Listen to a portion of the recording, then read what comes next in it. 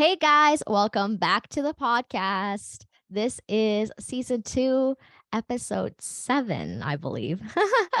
And today I am here with somebody that you guys may have known from when the podcast first started, and that is my friend Beau. Oh, hello. Great to have you back on. I'm Thank you. excited for this Me too. conversation. Luckily with Beau, I could usually talk about absolutely anything. So it's not a problem that I don't have to usually ask him what he's comfortable with because I already know what he's comfortable with. So Beau, tell everyone a little bit about who you are and what you do and all of that jazz.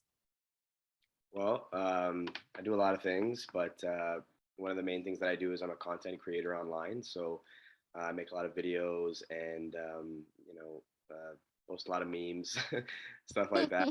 But, I also run an organization called, well, I don't run it, but I'm a part of it, called the Free Human Society.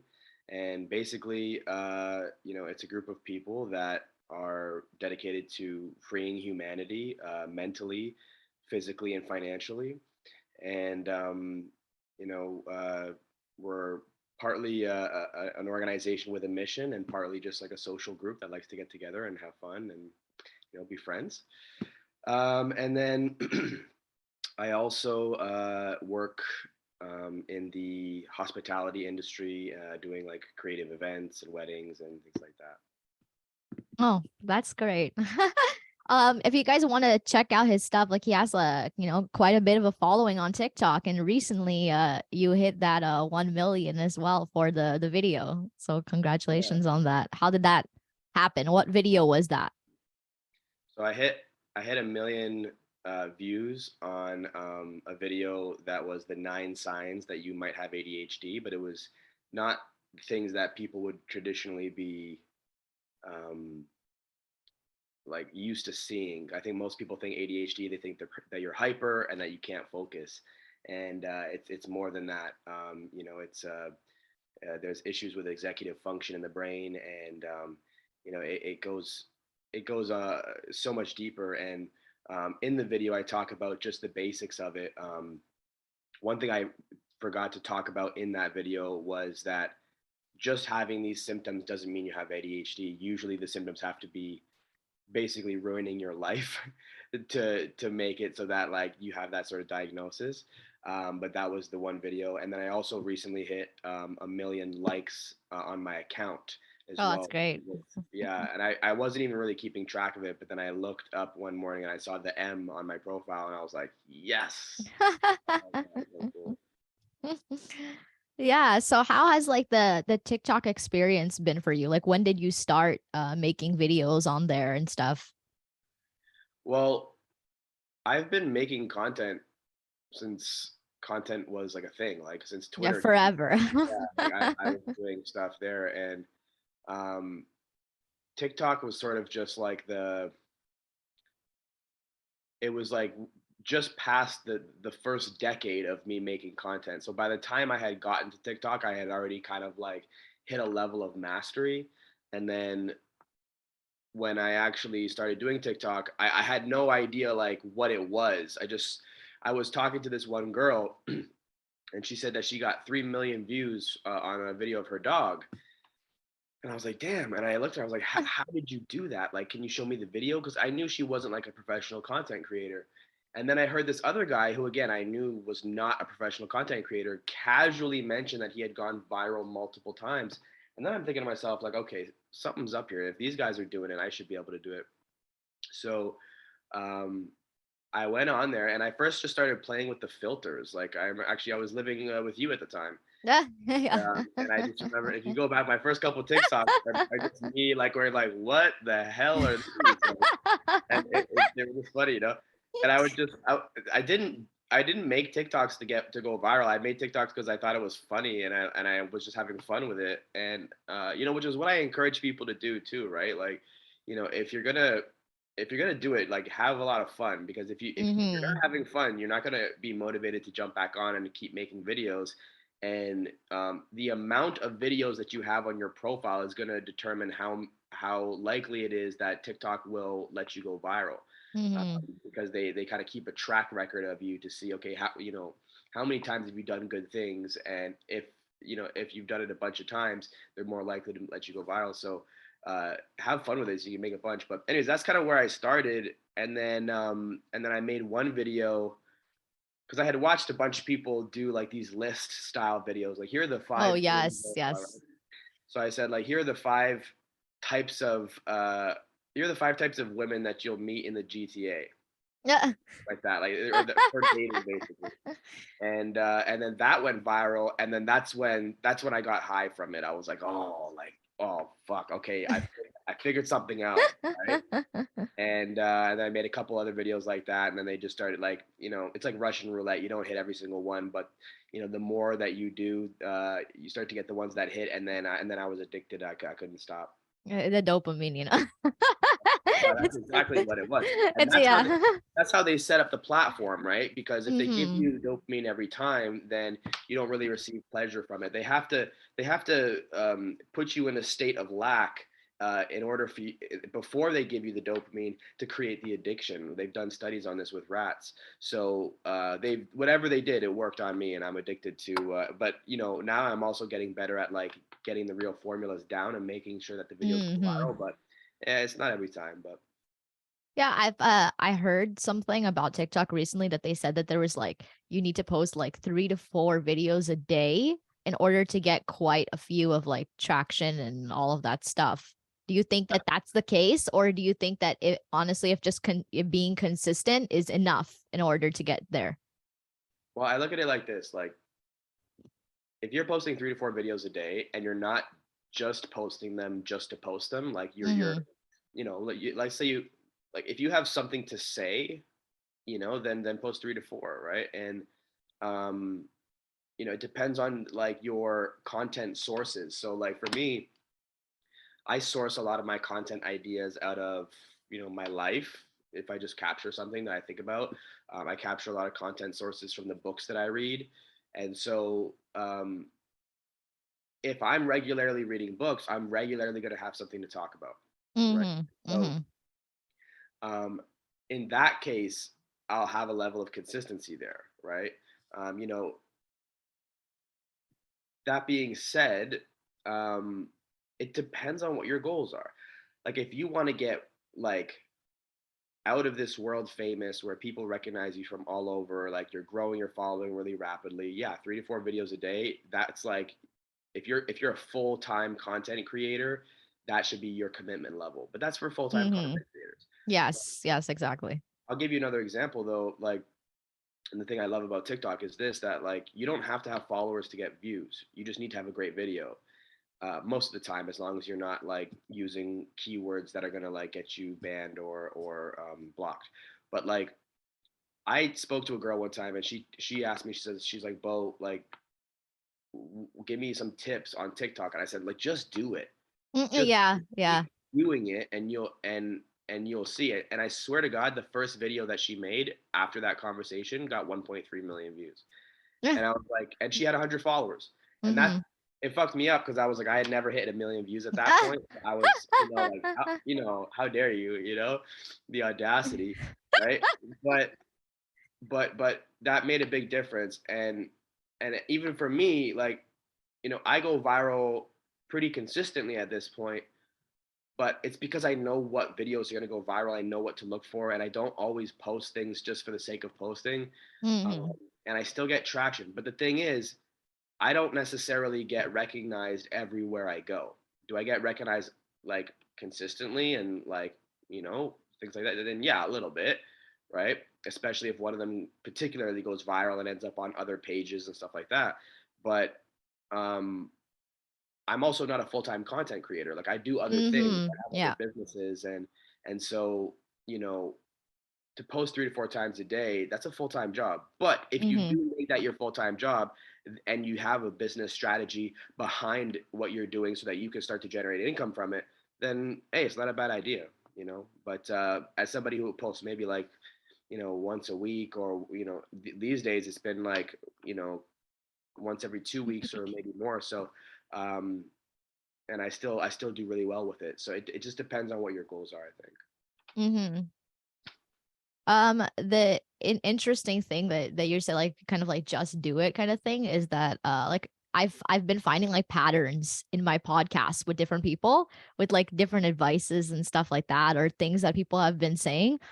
And recently I was talking to my mom about like her doing kind of like art and other stuff like besides doing yoga.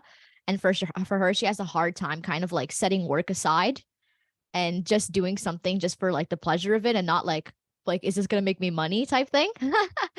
And she said that she talked to Gabriel, basically she's like, oh, like how do I become a painter? Like, how do I like paint and all this? And he's just like, literally, just do it. Like, you just have to start doing it. And it's the funniest thing is that people like always look for these answers of like, how am I gonna make these videos? How am I gonna do them? And how am I gonna do this? How am I gonna do that? And you just like gotta do it. You just gotta continue doing it. And there's like the trial and error too, and all of that stuff. Just literally putting it out there, and that's what's gonna kind of Yeah, and I start. mean, the thing is too, right? Like, because a lot of people have this mentality of like, well, how am I going to make money doing this? Mm-hmm. And if there is no money coming in, then it's hard to be consistent with it. So there Mm-hmm. are ways to make money from this stuff. The challenge is that most of the time, it takes about at least 3 months of building, but sometimes Mm-hmm. maybe more before you're going to see even a dime, right? And so I think a lot of people will do it for a week, a month, even like 89 days, and they were one day away from like maybe making their first dollar, Mm-hmm. and solidifying their belief, but then they lose track and they give up, and that's why you have to be motivated by excitement and passion in the beginning, but also have a plan to make income from it, so that when that time comes, that then it'll be really easy to be consistent. Because people are like, for me with Instagram, I post on Instagram every day. I don't miss a Mm-hmm. day, but it's because I earn money from it, and I have been Mm-hmm. earning money from it for 2 3 years. So, well, more than that, but like just off of one of my businesses as an example. So, you know, that that's what I'm trying to say to people. Like, you will make money from it if you're passionate about it, but like, don't be down on yourself if you don't do it within the first 3 months. So Mm-hmm. It honestly, that's like for everything. It's just kind of like even with diet, with stuff like that, with exercise, all that shit. Like people just expect immediate results. Like if it's not happening in 1 or 2 weeks, they're like, oh, they give up kind of thing. And it's just like even with diet, it takes like 2 months in order to see a change. Like it's not just instant. yeah, exactly. Speaking of diet, I actually wanted to talk about a little bit in regards to kind of like how you started getting into kind of like growing your own food and all of that stuff, and your diet changes over the years and your health lifestyle in general. Like, how's that like? Yeah. So I mean, just prior to the pandemic, like I had been kind of on and off between different, um, identifiable diets, meaning like I called myself a vegan for a little bit, then I was a pescatarian, and then I was this or that or whatever, um, you know, omnivore for most of my life. But um, I think probably like right before the pandemic, and then as the pandemic started happening, is when I started to get much more focused in on it, and like trying to understand, because the whole world was focused on health at that moment, right? And Mm-hmm. so, I started thinking back about all the different things I had learned and the books that I've read, and then I did feel as though I was malnourished at that time, and mainly because I was broke. Right, my business had just collapsed, and I had really nothing going on, and I was struggling, and so I mean, the inability to afford food will really help you lose weight if you're looking to Yeah. lose weight. Just get Yeah. porn, a really great way to do it. Um, uh, but so I knew that I was malnourished, and I knew I needed something, and so I had messaged a buddy of mine and just asked if he had any advice. And he said, this is what me and my friends eat. And he showed me this, like, sort of collection of products. And I knew that he was selling these products, and I knew that, like, he was obviously partly biased, but I had so much respect for the guy that I thought if he involves himself in any way with this company, then it must be decent at the very least. And so, because he was a smart guy and very wise and spiritual, and had given me some good advice in the past. And so the package that he was recommending was like $500, and I didn't have the money at the time, so I went on Instagram, and I actually have the screenshots of it where I said, does anyone have $500 that they can give me? And I posted that on my story, and I was like, I'll work for it. Just tell me what you would need me to do for $500. That was my like post, right? Which is a shameless post, right? It's like, I have you know, no shame whatsoever to be posting something like that, to 20,000 people saying, hey guys, I need some money. I'm willing to do whatever it takes. Anyways, an old buddy of mine from high school asked me what it was for, and I told him I wasn't, feeling very healthy, and I was looking to get these products. And he ended up just sending me the money on an e-transfer, and didn't even ask any questions about it. It was just like, here, just take it. And so as I started to dive into the products, one of the products that was in the package was this glyphosate cleanse, and I didn't know what glyphosate was at the time, and I found out that it was this herbicide that they spray all over the foods, and the foods are destroying our microbacteria. Sorry, the chemical is destroying the microbacteria in our stomach, and we use that microbacteria to digest and for immune function and all these different things. And so when I heard this, I was like, what? Like, they're allowed to just spray this stuff, and like they're getting away with it because they have so much money, and like people are making so much money off this that they don't say anything about it. And then I started to get mad because I was like, what the heck? This is bullshit, And so I started researching more, and I'm talking to the guy that introduced it to me, and he's saying, he's like, what kind of water are you drinking? I was like, oh, just tap water. Why? And he's like, stop drinking tap water immediately. And I was like, Mm-hmm. and so these little things through the mentorship that I got from him started opening my eyes to like what it meant to be healthy. And I was pescatarian and vegan for a while, but then again, being a part of a community of health conscious people, there's a few of them that were vegan, and there's a few of them that um, you know were omnivore, and some of them carnivore. And but being able to immerse myself into that community and hear different points of views, and being a part of a community that people actually cared about health, that we didn't always agree on everything, but we were always discussing things. And it really just opened my eyes to so many things. I mean, some of the things that I've heard, I've been like, all right, that's crap or whatever, right? Or that's cool for you, but it's not for me. People telling me to drink my own pee. And I was like, I believe you. I do believe you, and God bless you. But I can't hack it, right? Or people like sunning they're tanning their buttholes. Like, that's cool. I don't have a place personally where I can do that. And again, I don't know if there's enough scientific research to back it, or if it just gets people excited from the fact that their buttholes out in public. Either way, I support them, but yeah, I think that was a big thing, and that's partly why as a part of the Free Human Society, that's one of our biggest core values, is like people who are interested in health. That's the people that tend to gravitate towards our community, because it's a place where we can speak freely about these topics without feeling demonized, like our traditional culture does. Mm-hmm. So a question, because I want to hear your opinion about this really.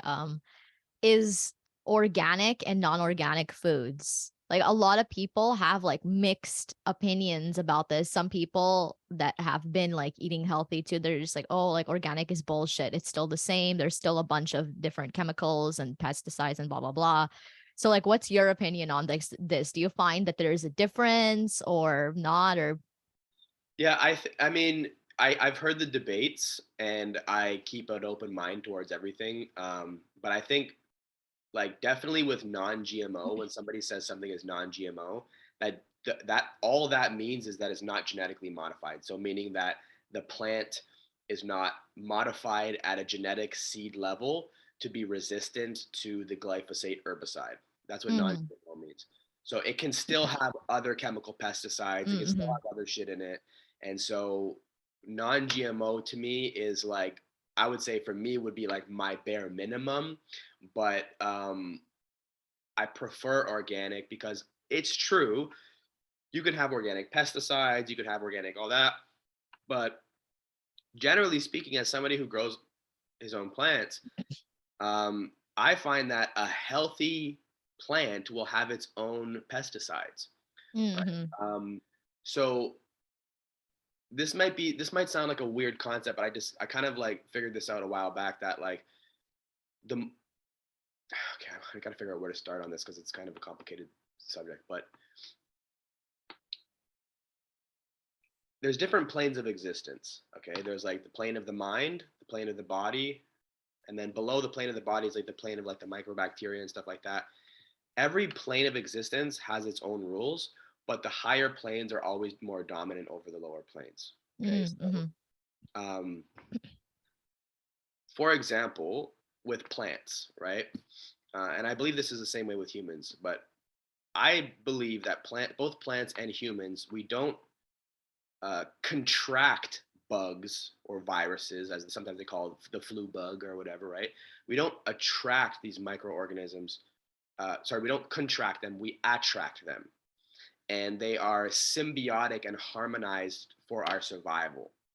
So, for example, when a plant is being, eaten away by bugs, generally speaking, it's because there's some sort of need for it. So I discovered this a while back when I was growing some plants, and I was growing the plants in an 18th floor apartment, inside of a tent, inside of a room, inside of this apartment. Okay, on the 18th floor, and all of a sudden, all these bugs start showing up, and they're fungus gnats, and I was like, what the fuck is this? Like, how did they fly up here? Like, where were they that they flew in here and found my plant in my room? Like, what are the fucking odds of that? That seems impossible. And so I started looking it up, and it turns out that these bugs tend to come when you overwater your plant. Mm. And the reason why they come is because when you're overwatering, it starts to kill some of the roots and things like that. And through the death of those roots from the drowning of it, fungus develops because fungus is designed to eat away at dead things. And so when the fungus develops, the fungus gnats show up as almost like a symptom of the fungus arriving because that's where they come and eat the fungus. And so for me, when I saw that, I didn't really think about it at the time, but all I had to do was dry out the soil and the bugs just disappeared. It was Mm. like overnight. I just let it dry and then they were gone. And so I feel as though that human beings are quite similar, where we have this microbacteria that's in our body, and people think that it's just the bacteria or the viruses that are causing certain illnesses, but it's our minds that are on this higher plane that are controlling some of these lower plane things, and that we attract these things as a survival mechanism based on billions of years of evolution, uh, to help us, to serve us, right? And so the original question was, do I think organic is Yeah. bullshit? Uh, no, because I think that plants in themselves have these natural defense mechanisms that if they are healthy, they're not going to attract bugs, they're not going to attract these things. And with weeds and stuff like that, that again, that can be a problem with farming. But um, the issue that people, well, again, I mean, it could have some organic pesticides, and there's all types of problems that could happen with it. But generally speaking, if it's not organic, or it's not non-GMO, it could be susceptible to having glyphosate on it. And Mm-hmm. if glyphosate is in your food, then again, they claim it's safe because uh, it kills microorganisms by attacking their shikimate pathways. And the reason why they say it's safe is because we don't have shikimate pathways as human beings, but our microorganisms do. Mm, So I think that when you start eating organic and you do it for a period of 3 months or more, and you have these long stints of it, and you have something that can get rid of glyphosate from the body, like the biomedic that we sell, then you're going to start to see for yourself how that affects it, right? And so um, I had a real world experience of having that, and it felt like a spiritual awakening of some kind. mm, So that's where my experience comes from. But there is a lot of bullshit out there, especially with the organic label. So it is hard to say, but either way, I think still eating organic is always going to be better than not. And there's mm, people that can't afford organic, and there's people that are not eating that, and it is what it is. And maybe I have an elitist mindset about that when it comes to food. But if you want to be the best version of yourself, and you want to be, hitting the top uh, 1% of how the world lives, then you should be eating organic, as far as I'm concerned. That's just mm. maybe my personal opinion, but I'll just leave it at that. I mean, I myself as well, like did like my own research about that, and always keep an open mind. Like I'm like opinions always changing about different things, and it even diet wise as well, as you can see. Like now I'm like completely carnivore. How's that going, by the way? It's been going great, honestly. Like this is the like literally one of the first diets that I've done that in 1 month my inflammation went down Yeah. like so quick, so quick. Like usually it takes me like 6 months in order to recover, and this like instantly. And I've been still like I've been still having like dairy products and stuff like that. So I've been adding that into my diet again, and I haven't had any flare ups. But I've been getting again all organic, high fat, grass fed, all of Mhm. that stuff. And I have had like a couple of kind of like experimental, I was like the same thing with carnivores. Like you have to be experimental. You have to add things in your diet, take out things, and see what kind of like reactions you have to it. So I did that with even with like organic and non-organic, and I did find a difference. Like especially last year too, um when I kind of like moved out to BC, I wasn't eating as much organic food, and that's at around the time that I started to get a flare up. So I did see a difference there, and I do find that there are certain types of like fruits and vegetables and stuff like that that like need to be more organic than others too. Like for example, like berries and things like that, like stuff that don't have necessarily like that hard shell too. I find that has way more of an effect. Yeah, yeah, exactly. Yeah, the avocados and bananas, they might be a little bit better, but the problem is that, again, when we're talking like GMO, uh, Mhm. it's not like, yes, it's sprayed on the thing, but there's a genetic mutation that happens Yes. within the Mhm. essence of the fruits and vegetables, right? So Mhm. but yeah, I mean, I would say this, like, is organic bullshit? Maybe, and sometimes, but it's still for sure better than non-organic.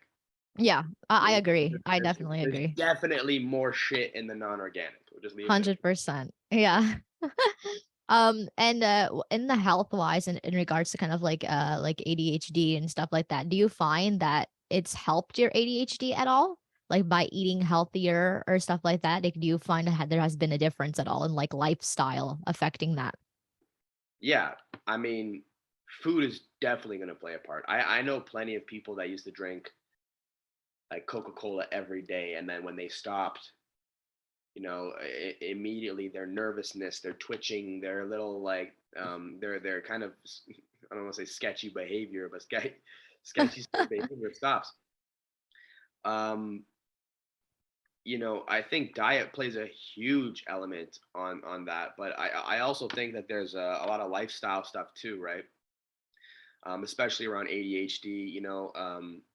As somebody who, as a young male who grew up, smoking cannabis, watching porn, eating sugar, all these things play a part, right? And I think Mm-hmm. that like ADHD is so much more prevalent now because like we have access to so much of this stuff just consistently and constantly, and I think it does play a huge part.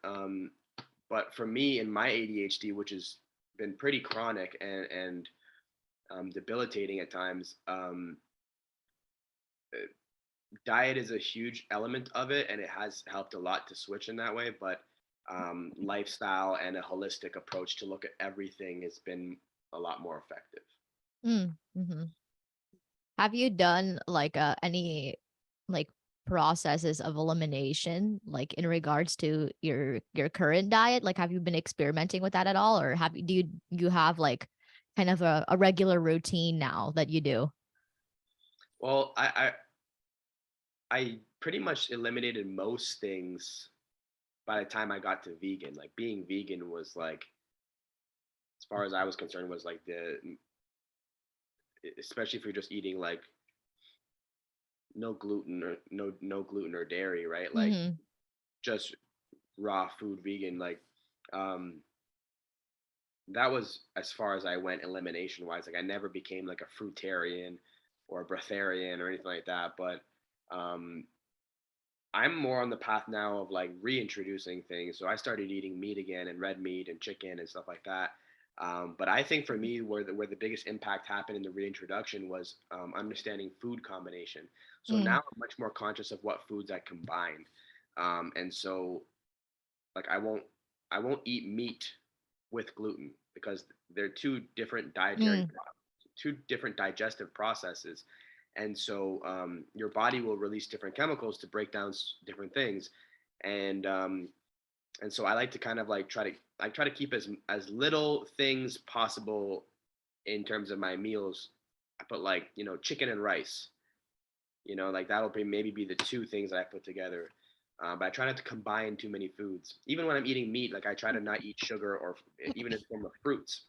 Mm-hmm. Save that for another time. So uh, I don't. If I am going to eat any form of dairy, I don't eat it like close to the time that I was eating meat, um, or even grains. Or right. Um, but yeah, that's been the biggest thing for me. Is probably the food combinations rather than like eliminating anything in particular. That's it's funny too because like all of in western diets and stuff like that, like they tell you like, oh, you have to have all this like variety and you have to have all of these like food groups on your plate, and then like the more and more you go into kind of like the health route, the more you see that less is more.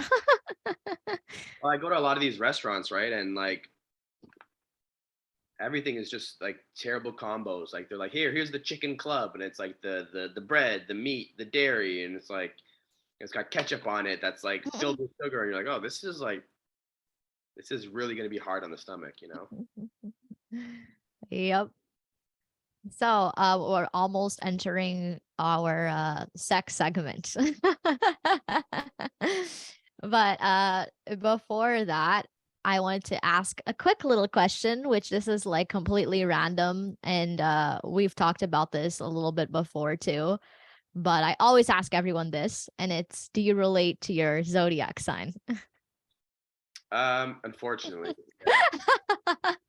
It's so funny because every time, like sometimes, a couple times a year, I'll have these like cleaning spurts where I just like clean my entire house and reorganize it, and then I'll look online and it's like, what to do for Virgo moon. I was like, oh, here we go. It's, but yeah, like I try to not like lock myself into the identity of anything, but Hmm. 100% I do relate to like everything that makes Virgos for sure. Yeah, I mean, I've noticed that even this conversation has been quite Virgo with, like the analytical, the way you're speaking. I'm like, yeah. I don't know if it's the chicken or the egg situation where I started reading those things and that's what I became, but Yeah, 100% is me for sure. yeah, could be. So is there anything that recently that you unlearned? Yeah. So I've been learning a lot about German New Medicine lately, and German New Medicine is like a new science or a topic that it's not new, but like newer than what we're used to. And in German New Medicine, it basically talks about how there really is no such thing as disease, where the body is only adapting and healing. Those are essentially the only two things that happen.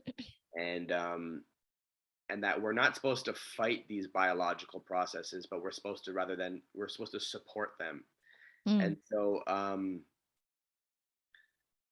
this is something that I kind of had a general understanding of prior, but then like watching Dr. Hammer, who's the guy that invented it, um, or discovered it basically, talk about these things, it kind of made me realize like, oh man, a lot of the things that I see in my life as painful or things I should get rid of or things that I need to stop or whatever it may be, like I had to unlearn that what the body was doing was this bad thing, mm, right? And I had to come to the acceptance that like even though I think I might be fine, that my body's just showing me the truth. mm, My body knows the truth beyond what my mind does. It's a conversation between me and my higher self. That's what the body is, I believe.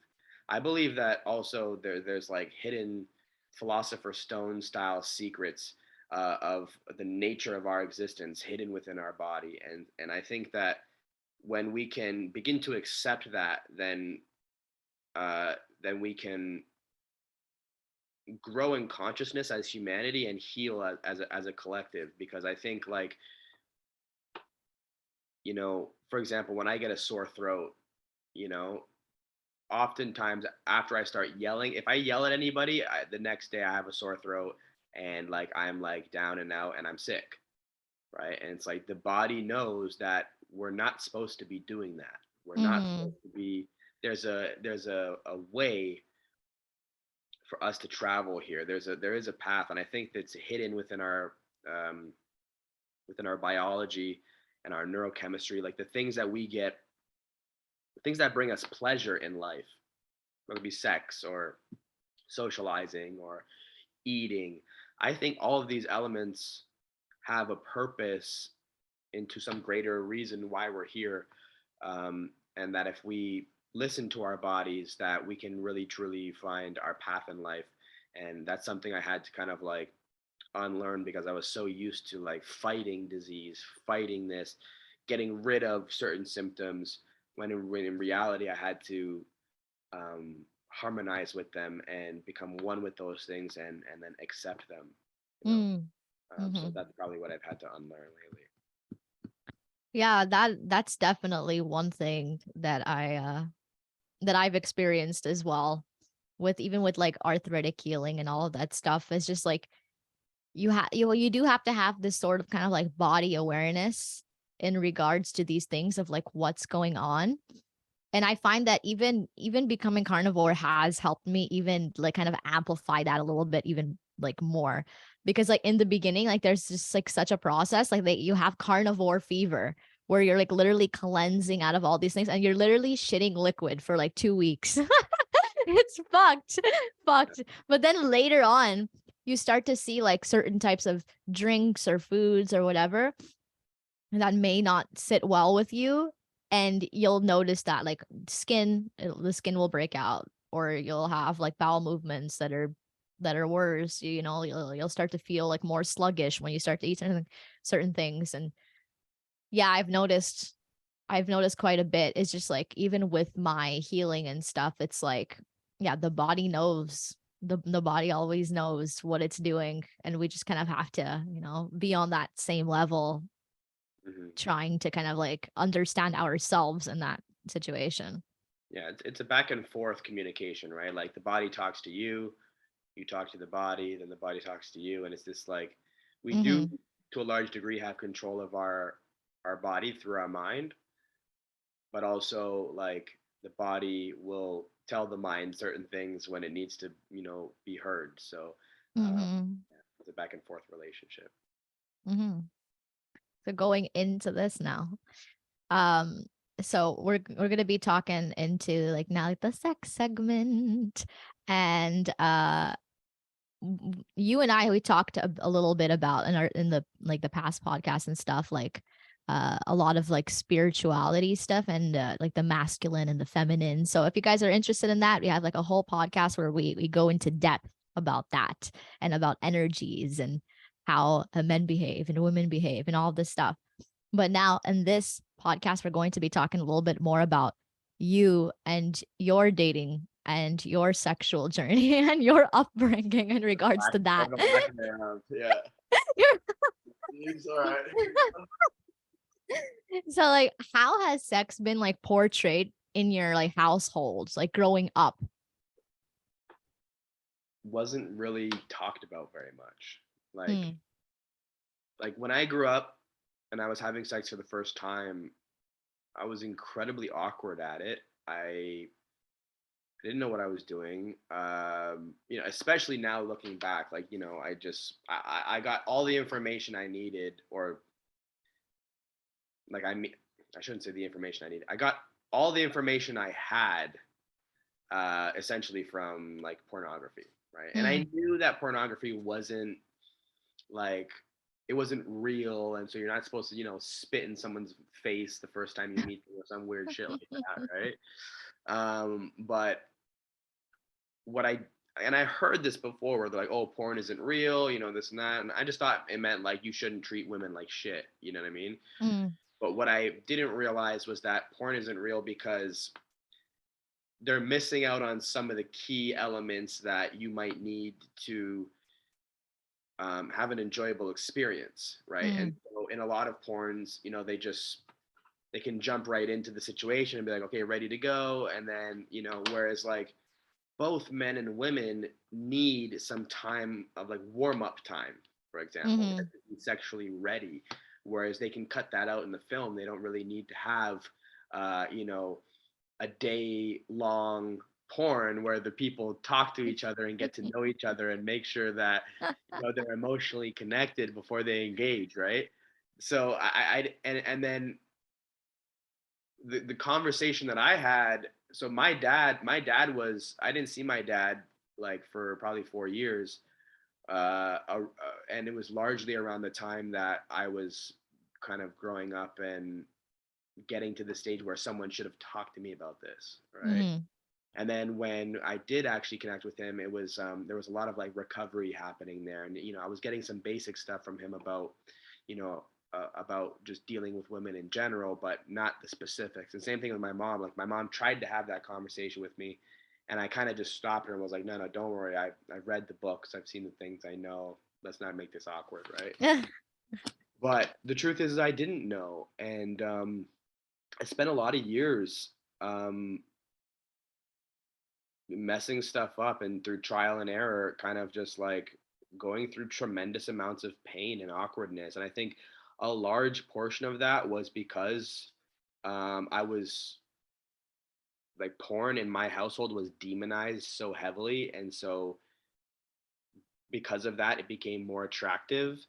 And Mm, I probably engaged in it more than the average person as a result. Um, and it really messed with me in so many ways. And so it took many, many years of um, unlearning. And I remember I went to a website one time. I don't know who told me this, but it was called yourbrainonporn.org or something like that. And I started reading through it. And as I'm reading through it, I'm seeing not just the problems that I was having, but the problems that a bunch of my buddies were having and telling me about. mm, And I would send it to my one buddy, and I was like, bro, look at this fucking website. Like, did you know that this is what porn did? And he was like, oh my fucking God, like, this is mm, me. And I was like, holy shit.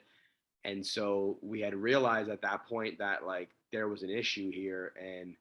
Um, and then I started to let, and both me and my friends started to release ourselves from porn and to see what that was like. And it changed everything. And over time, having many different experiences with women, I started to learn more and become more conscious and aware of what was happening, and to be able to be a better partner and a better lover. But um, you know it it it's it didn't I would just say it didn't start well at all. There was a lot of trauma around those initial areas, and even still to this day, like if I'm with somebody new, like it makes me nervous, and I get like mm, and so you know and it's tricky because I'm kind of in this part of my life of like of ethical non-monogamy. Um, but sometimes I think when you're in that place, it's harder to find like a consistent relationship. And when you're with somebody consistently, it's easier to have that comfort and closeness and connection.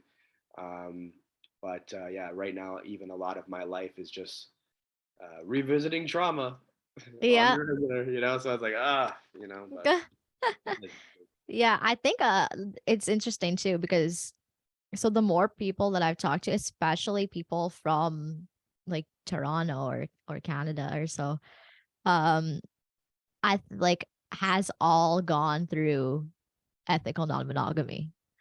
Like or has kind of had an experience or a phase in their life where they go through that. And I think like some people like to live that way. Like that's like, their life. That's just their lifestyle. But I find that a lot of people too, like you learn so many different things when you're going through relationships where you have multiple partners instead of just one focus.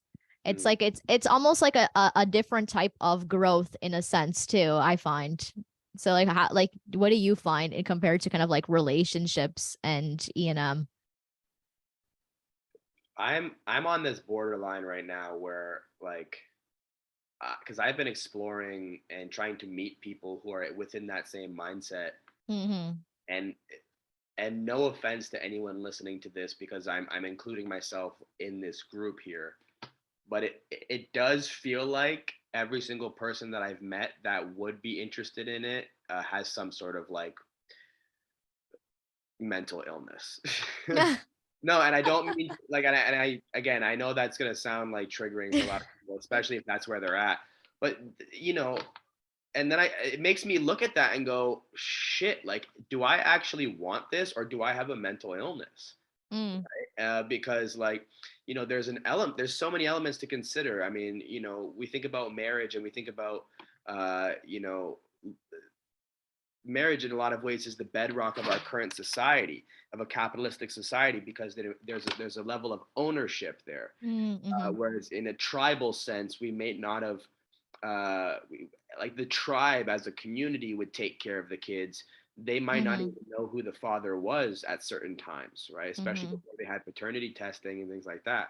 And so, the kids would grow up more independent and they would grow up in a community and they would, the the um, the monogamy had no purpose there. Mm, Uh, but in today's society, where there really is very little community and people are like, if you're a single parent, like you don't have a community to back you. It's literally just you. The least you could have is your partner there to help you out with things, right? mm-hmm. Because that's the nature of our society right now.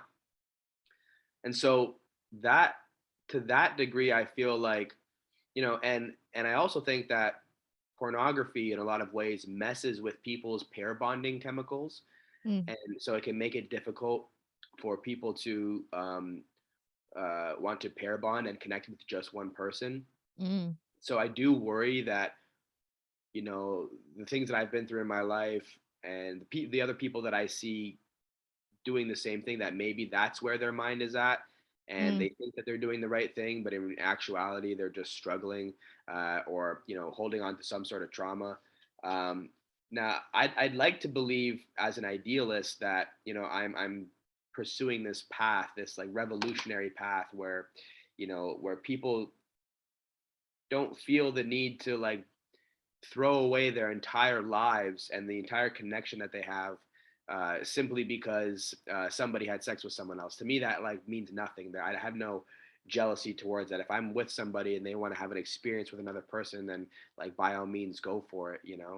Um, so that to me feels like there needs to be some change, because I've seen so many Mm, couples and people that have whole entire lives together, and then one person kisses somebody else and boom, it's over. Like mm. how can you say you have a strong relationship when the entire foundation rests upon somebody's needs not being met, and then when they meet those needs on just like kissing someone, boom, everything is done, right? Yeah, Like I agree for it sure. just seems like such a fragile foundation to hold your entire relationship on.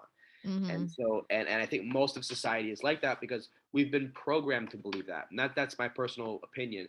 But so I am looking for something where, you know, the relationship, if I do decide to engage a monogamous relationship again, that the person that I am with is going to be as revolutionary minded as I am, and that we Mm. can come together in that way. And I would like to have a consistent partner, but I also have to really dig deep during this time of solitude and ask myself, like, is this, am I attracting this sort of lifestyle because it's what I truly want, or is it because I'm hurting? Mm. And um, and I think part of me might be hurting because I haven't found somebody who has the same mindset as me, Mm-hmm. but or that I, with same mindset and the same and also my standard of human.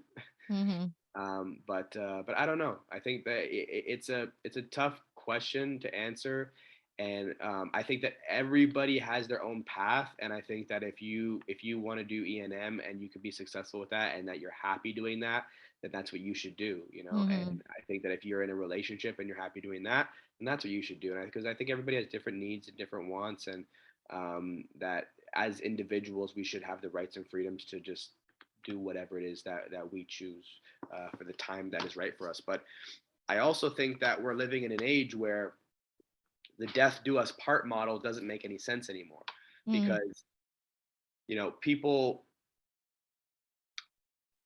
used to get married when people were dying at like 30 years old, right? This whole death do us part thing. If I was gonna die at 30, yeah, I'd want to be with you forever, like for sure, you got I it. never thought about that. And like where the average kid was dying at 16, and it was like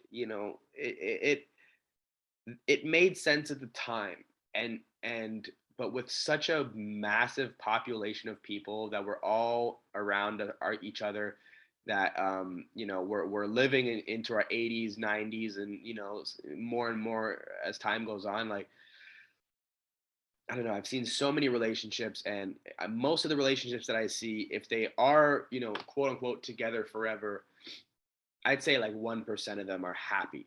Like there's like the Mm. people that get married and they stay together for a long time, but a lot of those people are miserable.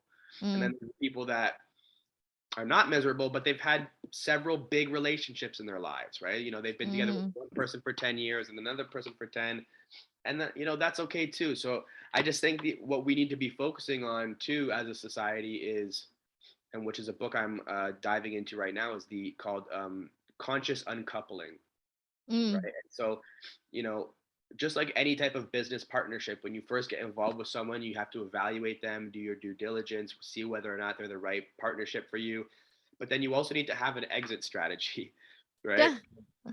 And you need to have it in a way that places respect on the love that you were cultivating during that time, right? And so I think we have like a tribal nature that, like, when people do break up, that they get in this like, uh-oh, I might not survive if I don't have somebody to mate with, and our body just starts like going crazy, and we have these crazy thoughts, and we fight and we argue, and people scratch people's cars and they do all this crazy shit.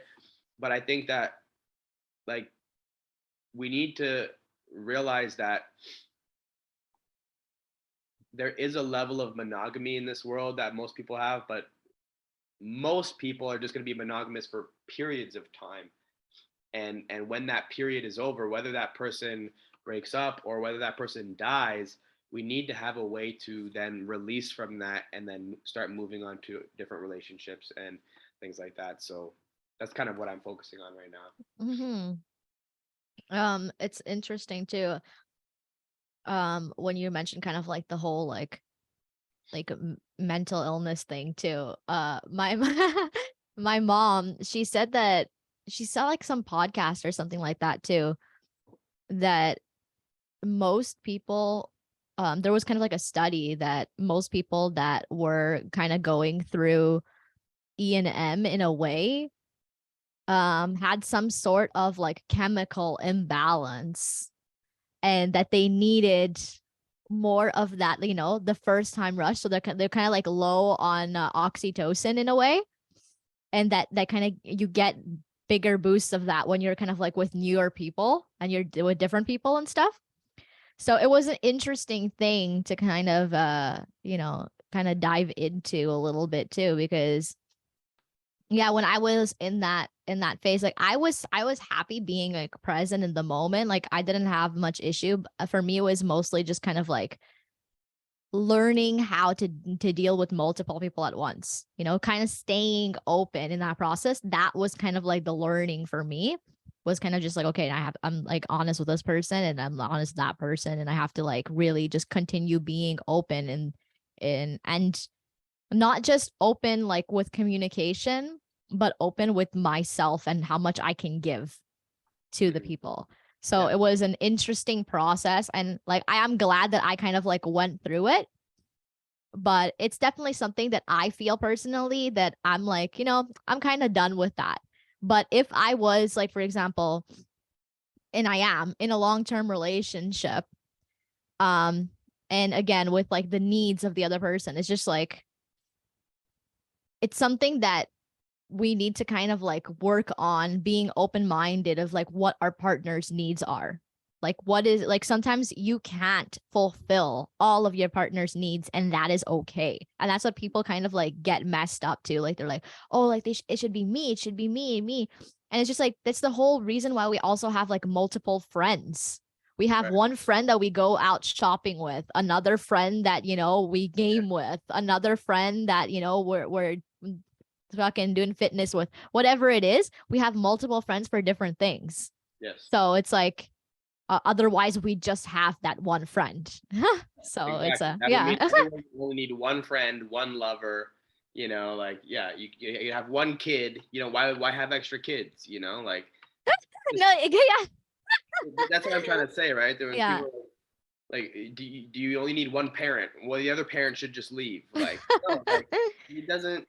eh, we can't get everything we want out of just one person, and that's where I get stuck a lot on too, right? Where it's like, Mm-hmm. if I'm with somebody and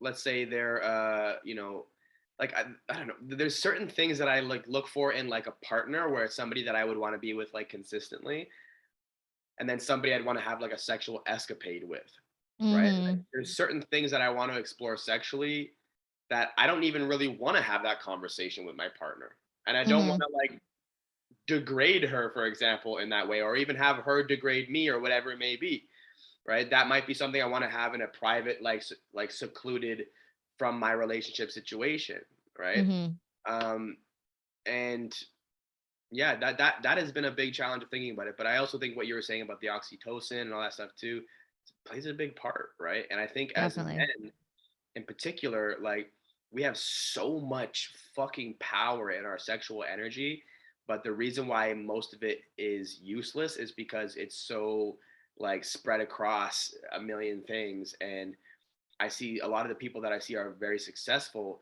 are people that are in relationships because they are able to like they have their sexual energy, but then they can take the rest of that and they're not just trying to find all these different people. They're just they have their sex with them in their relationship, and then they spend the rest of their sexual energy transmuting it into their careers or their manifestations and things like that. Mm-hmm. Yeah, we did talk about that a little bit in the previous podcast too, about how like sexual energy is creative energy and all of that stuff. And yeah, I do find that there is a big like correlation between the two, and it's energy. At the end of the day, that's what it is. It's energy. So Yeah, and I think what you're saying about like setting boundaries with people around like what you're willing to give, mm, that's exactly it. It's energy management, mm-hmm. right? And that's Yeah, something yeah. you learn really well when you are in E&M and in open relationships, because you just have to just be really clear with everybody about what your boundaries are. Mm-hmm. Um, and it's a pain in the ass. It's like having like multiple full-time jobs. No, yeah, literally. That's what I found. I was just like, oh my God. Like there was a time where I was like talking, seeing, being with like 8 different people at the same time. And I was like, holy fuck, like it's like you have to write this person and then plan for this and then have a date here and then go there and then just like yeah, it was a lot. It was just a lot. It's hard to organize. I was watching this one comedian, and he said, he goes like, these kids nowadays, they all want to be polyamorous. He's like, but that's way too much project management for me. And he said, he goes, I'd rather do it the old school way and just cheat. Oh Like, oh, that's so good. which actually is interesting too, because I think a lot of people don't realize like what E&M is like and what you actually like all the work you'd actually have to put into it. Like they do think that they're like, oh, that just means I can fuck other people and I don't need to pay mind to this person that much and I don't need to communicate. And it's like it's the opposite. It's like the amount of work you actually have to put in. It doesn't even compare to like that. So it's just like and then that is like also I find people need to kind of like learn to communicate those needs when you're in E&M, like specifically too. It's like it's even more communication. I Yeah. find personally that like when you're in a relationship, things are kind of like understood a little bit in between the lines of like what kind of boundaries are, even though like it's important to communicate. There's just a little bit less in that sense. And I find that when you're going through ethical non-monogamy that you need to communicate those things way more. Yeah, exactly. I used to think I was good at communication, and then like, you get into both in E&M and in a relationship. It's like you start realizing that like people are not mind readers, and you're like, fuck, like I have to tell you this now, like, oh, it's the worst. That's what I find like even when you're first dating someone or like and you're like fuck like I gotta tell them all my traumas. I gotta tell them everything all over again. It's terrible. I hate it because like I hate it. I've been doing the Tinder stuff, and like it's so demoralizing because I get on there and I'll be having a good conversation with somebody. Like the other day, I was having a great conversation with her. Like the rapport back and forth was just hilarious. Like the banter was incredible. And I was like, "What's your Instagram? I'll follow you on there. We'll chat there. Follow her on Instagram. Everything's going great. All of a sudden, I go to like look her up to send her a message because I was like, hey, I'll send her a message and say, hey, I'm thinking about you, and I can't find her account. So I was like, maybe I forgot the name. So I go to my following list to see my most recent follows so I can find her name, and I don't see her anywhere there. And we're like, oh, like I followed her. I know I follow her. Why isn't she not here? I go back to Tinder to see if she's on there. She's gone from Tinder. She had just blocked me on both of the things. And I was like, oh no, like, oh my God, something happened. I don't know what it was. Probably my social media content, but she saw my social media content and was like, oh, fuck this. And it was just so heartbreaking because it was like, a lot of the times that I post that stuff coming from this place of like my own identity. So when people then reject you for that, it's like, oh, geez, like it's terrible. And like sometimes it's the smallest things about who you are. You could tell somebody like, I'm into cats, or my favorite dessert is funnel cake, and they'll be like, oh my god, trauma triggered, like I can't. Like, oh great, so I'm just never gonna find love again. Great, that's perfect. I saw something the other day on TikTok, and I thought it was perfectly timed for me and my depression. But it said, look, just because you haven't found the right person yet doesn't mean you will. And I was like, oh.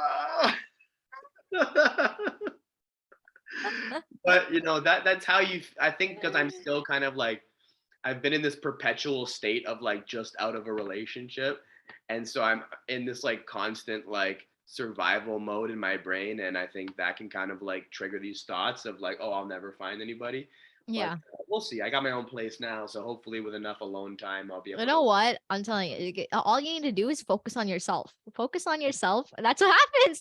As soon as you say, I'm gonna better myself, I'm gonna eat right, I'm gonna exercise, I'm gonna just focus on me and me. All of a sudden, like when you're least expecting it, it's when that person shows up. It's always that. It's always that. And it's That's, always too when you're like, I don't really want a relationship right now. Like yeah, I'm not really looking for that right now. Like that's what that's what drives me nuts. Like I finally have this nice place. You know, I got my couch set up. I got finally the new bookshelf.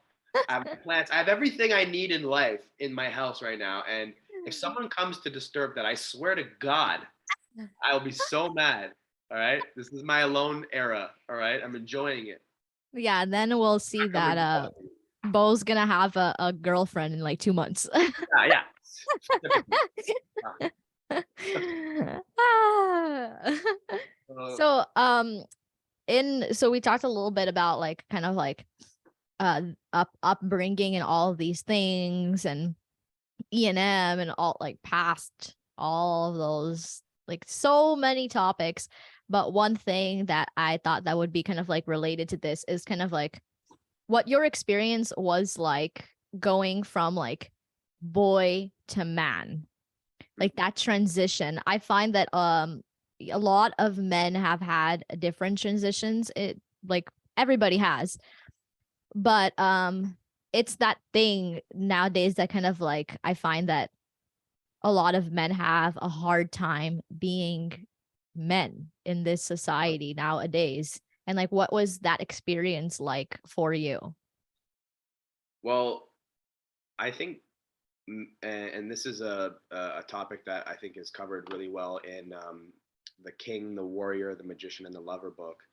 Um, they basically said that like in order for a boy to become a man, in most cultures, what they would do is they would have some sort of elder figure, like the grandfather or the older man, that would put the boy through some sort of initiation ritual. And through that initiation ritual, it could have been like, a pilgrimage to this one land, or, being alone in the forest, or, going through some sort of ritual done by one of these elders that would then psychologically make this conversion from the boy to the man. And they still have that today in like Judaism, for example, with the bar mitzvah. A lot of indigenous cultures still do it, but as a society as a whole, we've lost that. And I think that that's been a huge factor um, for why there's so many older, immature men, right? Mm. So many older, immature masculine energy out there. And so after reading this book, I actually got the tattoo on my arm, done by Gabriel, of course. Yeah. And on the tattoo, it has a guy has four arms, and each arm is holding something that is representative of whether it be the king, the warrior, the magician, and the lover. And for me, and Gabriel's a little bit older than me, not significantly, but um, I don't think this was necessarily his intention or his role. But when I got that tattoo, it was an extremely painful tattoo because there was a lot of line work in there that he had to go over multiple times, and and it was just after I finished reading the book, so I kind of put it on there as this like this was my initiation ritual as I endure this tattoo that I'm going to convert psychologically to a man. And I think even during that time, I still had a lot of boyish energy, and I think to some degree I still do. Um, but a lot of changes have happened, and I think like the main change that probably has happened to me in this shift is just the ability to become self-reliant. And uh, not to say that self-reliance is what it means to be a man. I think to a large degree, what becoming a man is becoming more selfless and being not just self-reliant, but being able to give to others. But in a lot of ways, I was stuck in this attachment phase where I needed to have some sort of safety net. I needed to have some sort of um, to put limits on where I could be and what I could do because whether it be money or things like that. And over the last 3 years, there's been a lot of transitions happening for me where um, now I live in a place where the place that I have now is twice as much or more than any place I've ever lived at. I don't have any roommates, And I would have used to been like very scared to do that. Like I would have been like, oh well, unless I have this person paying me monthly or that the government subsidy or something like that, I would be too scared to do it. And so what I did instead was, you know, I changed my mind on that, and it's taken me a long time. I think, like I said, I think I'm still in a lot of ways growing, but being able to live in this house, knowing that I don't need anybody um, to help me. I don't need anybody. I'm not reliant on anybody. I'm completely self sufficient, and that has been a big step for me. But I think probably the next stage of evolution will be when I can begin to provide for other people outside of myself. And that's a whole different thing because I see a lot of, parents out there, for example, who are, not just providing for themselves, but providing for their wife, providing for three, two, three, sometimes four kids. I think to myself, like, holy shit, like that's crazy. The level of responsibility you have to be able to manage something like that is just wild. Mm-hmm. And so that's sort of where I'm aiming at now. But I still feel like even though I have mentally feel like a man, I also feel like there's still more work to do, and that's Mm. probably the direction that I would go. Yeah, that's really well said.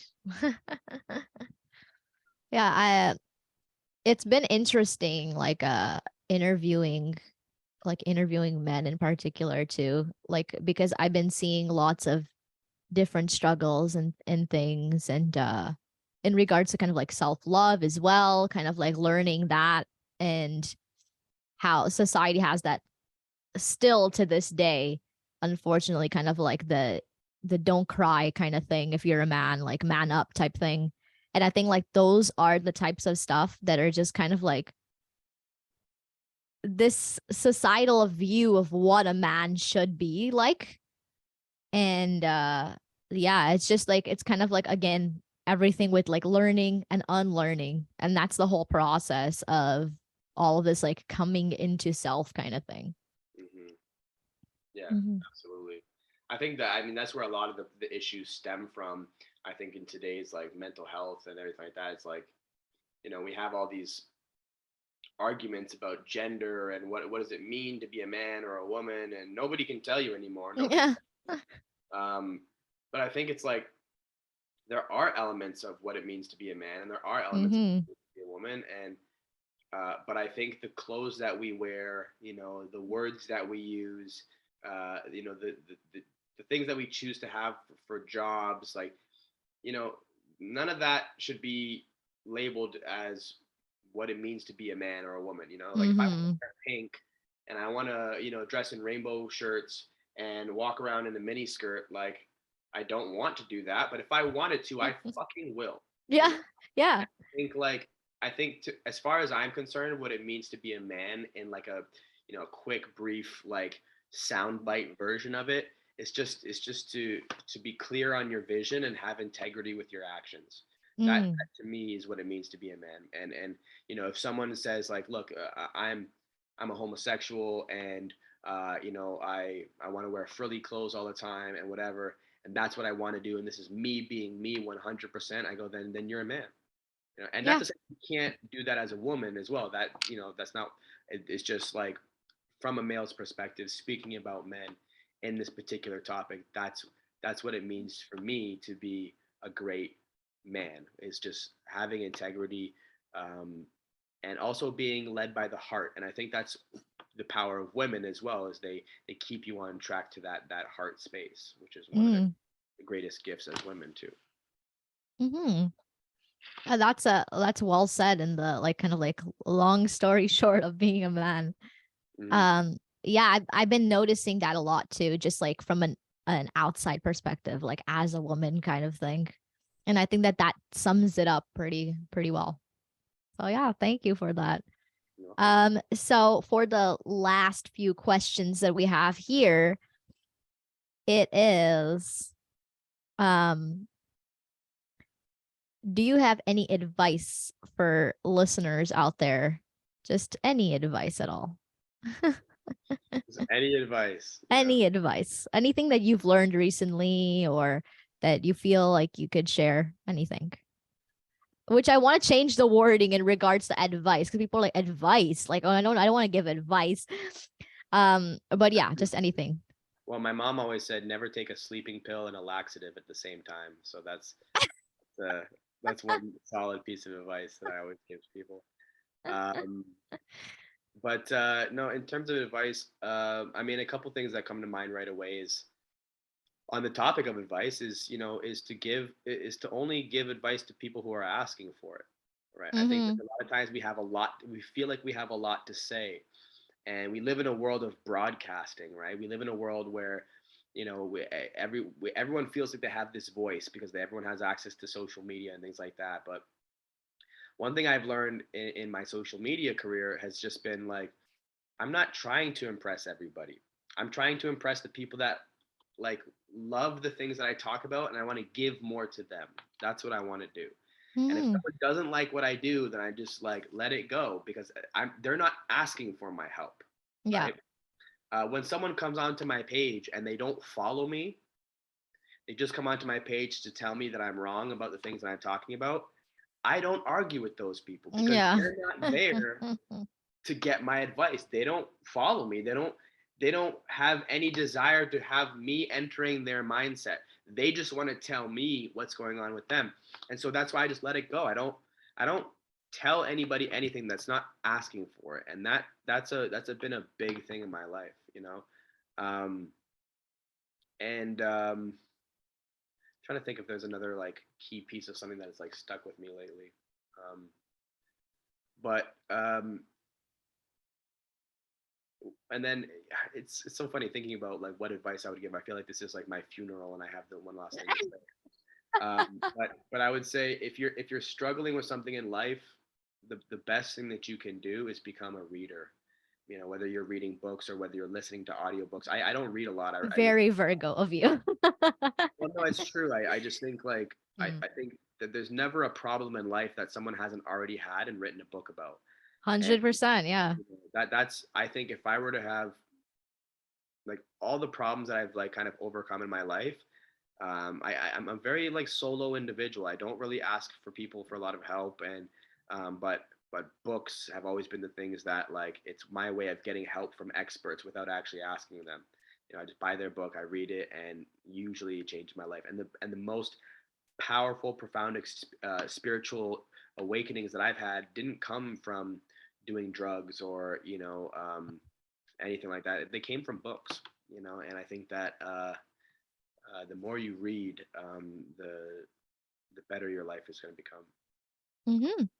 Yeah, I definitely Or worse. agree. Right? That Maybe it's that's worse too, good. because for me, I've just been growing all the time, and no one can keep pace with me. So that's challenging. But if you're listening to this and you're gorgeous and you read, call me, please, for God's sake. So the last quick question, and this is just, something is what do you find overrated in sex? Like I find having sex in like weird places overrated. Like I think when someone's like, oh, like fuck me in the car, or like fuck me in the kitchen, or this one girl was like, oh, are you gonna bend me over onto all the different parts of your house? I was like, why would I? Like, I have a bed. Like, do you understand how comfortable beds are? Like, the idea, like, I'm too old. I like I have back problems. yeah, like when I was in Vancouver, I had like roommates that were sleeping in the same room as me in the hotels that I was when I was traveling, and so I couldn't bring people back to my hotel, and I had to have sex in these cars, and I had like rug burns on my knees. Like one time I had sex with this one girl in the car, and we left the radio on, and the battery died, and so we were like post having sex like in the middle of this deserted parking lot, and we had to call someone to come pick us up. Like it was super awkward. It was so obvious why we were there. And I was like, look, I tried to have sex outside one time and got a mosquito bite on my ass. Like in the bed, in my house is where I would like it from now on. I'm too old for this trying to find a spot situation. Stressful. That's true. It's the same thing as like even like having sex on the beach and some shit. Like, sand gets off. It is. It's I've like done that. I've done that, and yeah, the sand is everywhere. It's the not funny good. part is that you've done all these things. Yeah, So, not good.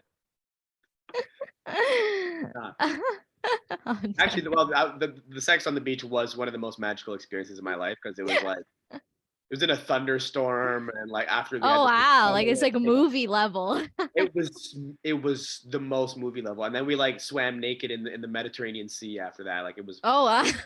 it was fucking incredible, but still there was lots of sand, which was not ideal.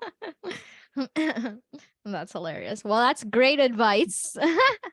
And for all of those girls who, read and are all into spirituality and all of these things, let's let them know where they can find you. Let's That's my handle on almost everything is social, Instagram, TikTok, Facebook is all at Beau Pinto. Beau spelled like beautiful, Beau, and Pinto like the car, the bean, or the horse.